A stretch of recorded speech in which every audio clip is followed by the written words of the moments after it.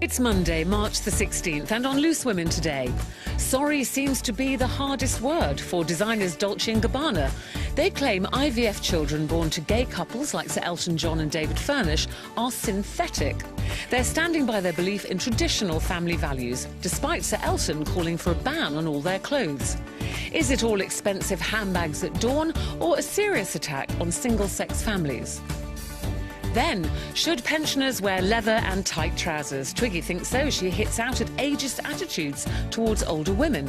But who's the judge when it comes to that fine line between mutton and lamb? And our guest today is an 80s icon.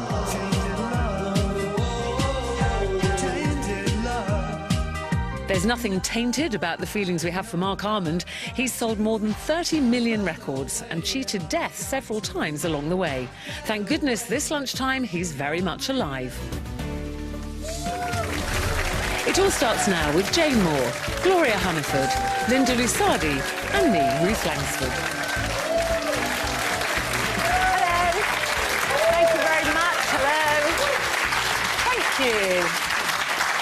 Thank you very much. Welcome to your first Loose Women of the Week. Now it's day. Star guest today is an iconic singer who's been in the music business for over 30 years. He's had huge success, both alone and as part of the band Soft Cell, with hits like this. Please welcome Marc Almond, everybody. Thank you. Thank you.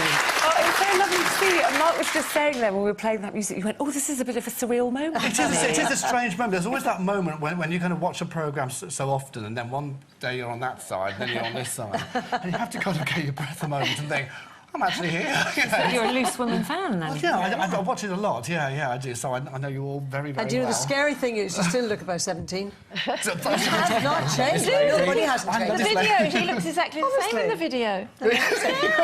You want to know what pills you're on. I'm blushing now. What about age-appropriate clothes, then? You're saying you watched the show. We were talking about that earlier on. But do you ever think... You know, you had some amazing outfits, obviously, at the time. I love to see... I think when you're over 50, when you're older, you're entitled to wear what you like. Yes. And I think you've earned the right to do that. And I love to see older people wearing flamboyant clothes. So you looked at you, Gloria. You looked at me immediately. Well, kind of, you know, just expressing themselves and being individual. I think the key is to be kind of stylish and not trashy, if you like. And I think, you know, I love to see people. And that's men as well as women. There's only one thing that I don't like with men. Yeah. And that is, over a certain age, men should not wear those bumpster jeans. Oh. Because you've got a wrinkly bum hanging out. You don't want to see that. And people do. It's amazing how many people over age wear those kind of low jeans with their underpants sticking out. Or very tight T-shirts over a belly. Very tight T-shirt. Nice. And when you're going up the escalator, you know, someone's in front of you, like,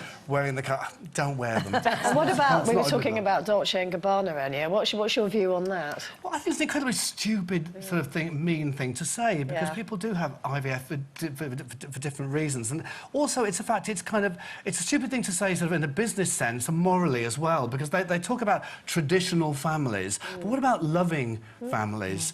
And there's a lot of kids brought up in traditional families that don't have a happy upbringing, but in loving families is what makes all the difference. So I think it's a very mean and a very short-sighted, narrow thing to say. And I always thought they would be kind of sensible kind of business people.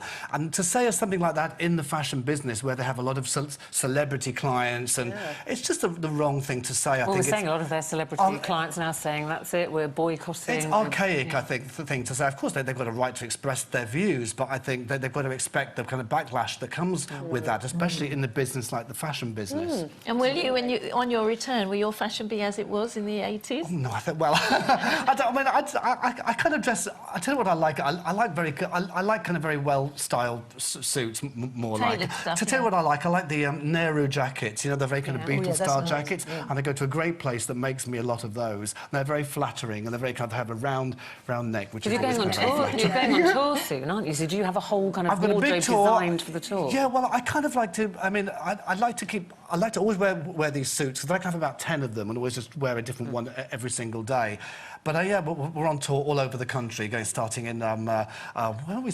New Brighton Pavilion. We're going to ending in London Shepherd's. I think I have to look at my website. Now, you do all the hits. You do all the hits as well, and the new stuff. Yeah, I do a lot of new stuff from the Velvet Trail, but not too much new stuff, because I think you've got to always give people a bit of a mixture. You've got your old fans coming back to see you. I think there's always your hardcore fans that will indulge you with everything that you do. And I do a lot of things kind of outside pop. I do theatre things and some opera things and various things I've kind of diversified over the years. But I think there's a lot of other people that come to see you as well that want to see the songs that they kind of know. And what's the I love the name, the Velvet Trail, because it's the name of the tour as well. Yeah. And I gather that's a place you used to go to as a child. The Velvet Trail is a nature walk in Southport, and Southport Beach, Southport where I was born, it means a lot to me. It's a very... And the beach is a very magical, mystical place. And I remember when I was ill as a child, my grandfather used to take me down on the beach and walk me on his shoulders because I had asthma.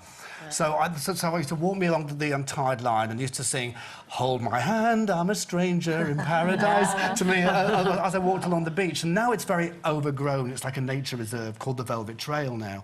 And to go down there, you get all these kind of wonderful kind of memories when you go down there. It's a beautiful place. I know you had a really bad motorbike accident, didn't you? Yeah. In 2004, I think? In 2004, yeah. Yeah, really bad. So how is your health now? What's the sort of residual It's effect? very good. I've had a few... I mean, you know, because I had very serious head injuries, which is why I always support the Headway charity, which is about people recovering from brain and head injuries, which will happen to anyone. It happened to me. So I've made a very good recovery from that. You know, it took me a long while, but to get my confidence back and to be able to sing again. It must be quite daunting looking at this long tour after all that you've been through and the time you've had away from it. I'm never actually sure whether I enjoyed touring too much. Of my own tours are always a worry, because, you know, you're doing your own tour, it's always an economical thing and all those sort of things. I love doing other people's tours more. Like I love doing Jules Holland. I tour with Jules just when you're talking about and... memory, Michael Ennis Centre says we want to see if you remember it. You signed his arm for him, and he went and had it tattooed. That's you permanently on his arm. Dear. I mean, I just hope we went to a good place. The album is The Velvet Trail. The tour Trail. starts in April, as you said. All the dates on your website. It's so lovely to see you, Marc Almond. Thank you very much. That's it for today. Tomorrow, Keith Lemon is going to be here, bringing us his usual brand of chaos, no doubt, to the studio. Have a great afternoon. See you then. Bye-bye.